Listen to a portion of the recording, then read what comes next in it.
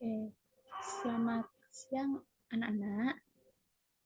Nah, materi kita hari ini adalah polinomial. Oke, sebelum masuk ke materi polinomial, aku mau tanya nih, di sini kan sebelum masuk ke polinomial ada tujuan pembelajaran. Tujuan pembelajaran yang pertama, mampu melakukan operasi dasar pada polinomial.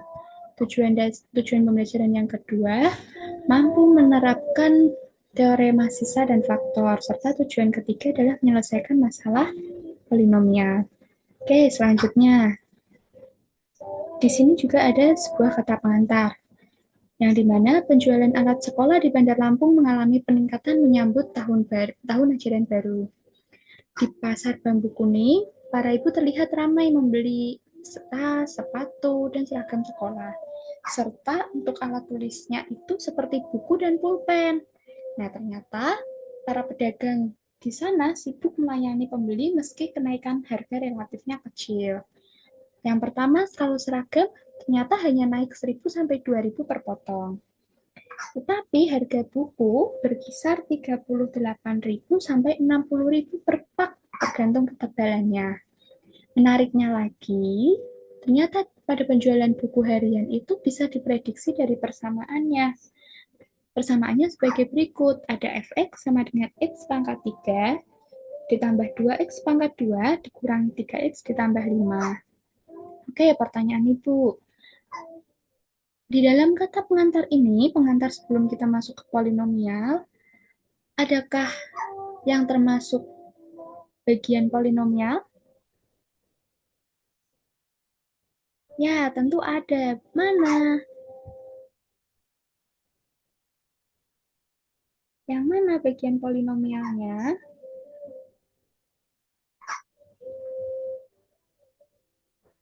Ya, ini dia. X pangkat 3 ditambah 2x kuadrat dikurangi 3x tambah 5. Itu merupakan polinomialnya.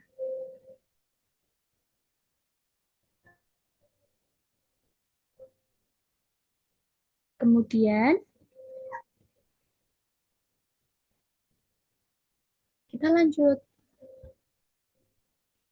Sehingga polinomial itu apa? Nah, polinomial di sini adalah bentuk aljabar yang berupa monomial atau penjumlahan dari dua atau lebih monomial. Nah, monomial adalah suatu bilangan, suatu variabel yang berpangkat bilangan cacah atau perkalian antara bilangan dari satu atau lebih variabel-variabel berpangkat bilangan cacah. Sehingga bentuk umum polinomial itu yang bagaimana? Oke, bentuk umum polinomialnya adalah an x pangkat n ditambah an min 1 x pangkat n min 1 ditambah an min 2 x pangkat n min 2 hingga seterusnya sampai dia pangkat 0 atau hingga ke konstanta atau yang disebut dengan dia tidak memiliki variabel. Oke, kemudian menurut kalian, Ibu tanya ya, menurut kalian 2x pangkat 2y ditambah 5x apakah termasuk polinomial? Polinomial. Kenapa termasuk polinomial? Karena setiap sukunya, yaitu yang 2x pangkat 2y plus 5x itu merupakan monomial. Kemudian kalau x pangkat 3 min 4 akar x, polinomial atau bukan? Bukan, karena min 4 akar x di situ merupakan bukan monomial. Kalau 4x pangkat 3 tambah 2x min 1 kurang 5 termasuk polinomial bukan? Iya, bukan juga karena 2x pangkat min 1 di situ bukan monomial. Bisa dikatakan polinomial ketika pangkatnya bilangan cacah atau pangkat di situ positif. Kalau yang 4 akar x di situ, dia akan berubah menjadi pangkatnya pangkatnya pecahan. Kalau yang ketiga di situ pangkatnya negatif. Oke, Lanjut ke fungsi polinomial dan grafiknya.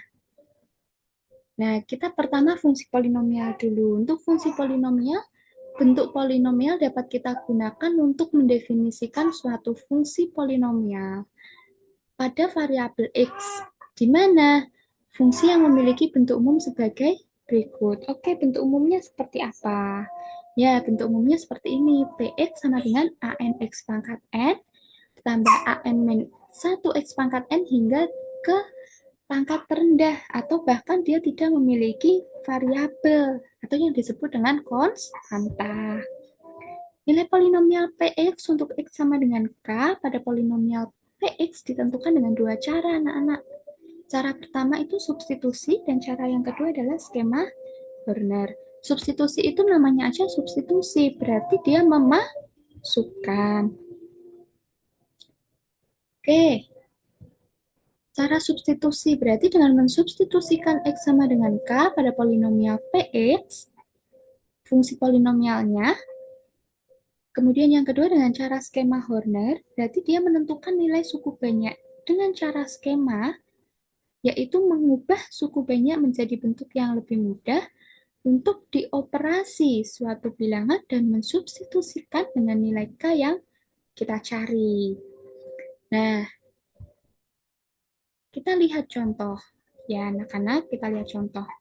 Kalau diketahui suku banyak Qx sama dengan negatif 2x pangkat 3 ditambah 3x pangkat 2 dikurangi 4x tambah 5, kita akan menentukan nilai Q2-nya dengan cara dua. Pertama substitusi dan yang kedua dengan skema Horner. Ingat, kita mulai dari substitusi. Substitusi tadi apa? Mensubstitusikan atau berarti memasukkan, mengganti variabel X dengan 2.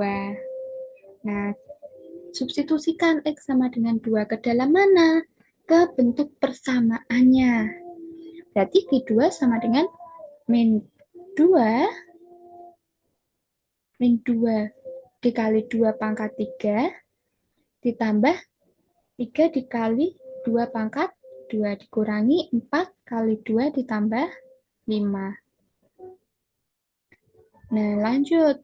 Maka Q2 sama dengan kita hitung dulu yang pangkat yang berpangkat dulu. Nah, 2 pangkat 3 nilainya 8. Berarti min 2 dikali 8 ditambah 2 pangkat 2 nilainya 4. Berarti tambah 3 dikali 4. Dikurangi 4 kali 2 ditambah 5. Lanjut. Maka Q2 sama dengan negatif 2 dikali 8, negatif 16. Ditambah 12 dikurangi 8. Ditambah 5. Oh, sebentar. Maaf.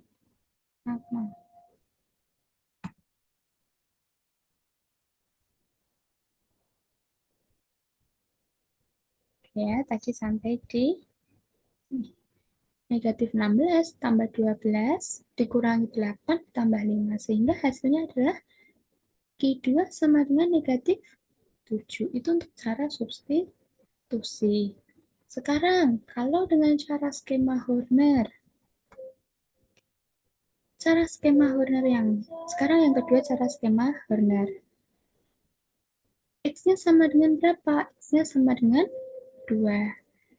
Nah, untuk skema Horner di sini, berarti dia dimulai, kita ambilnya adalah yang punya pangkat tertinggi, koefisiennya yang punya pangkat tertinggi diletakkan di atas itu ya.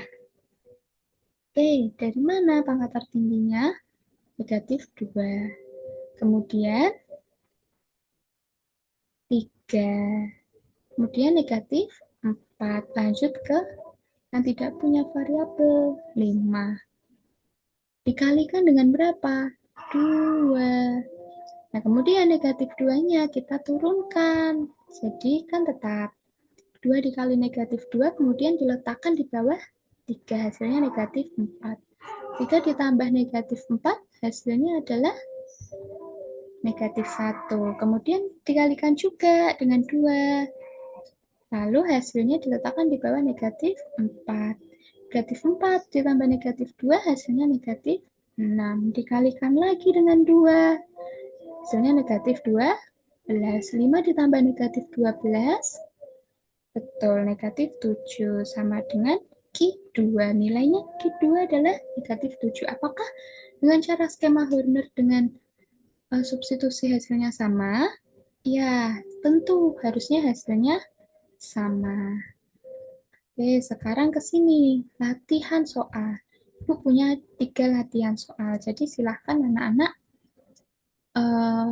mengerjakan latihan soal ini, kemudian dikirimkan ke ibu. Oke, materi kita sampai di sini terlebih dahulu ya. Nanti kita lanjut di pertemuan berikutnya. Selamat siang.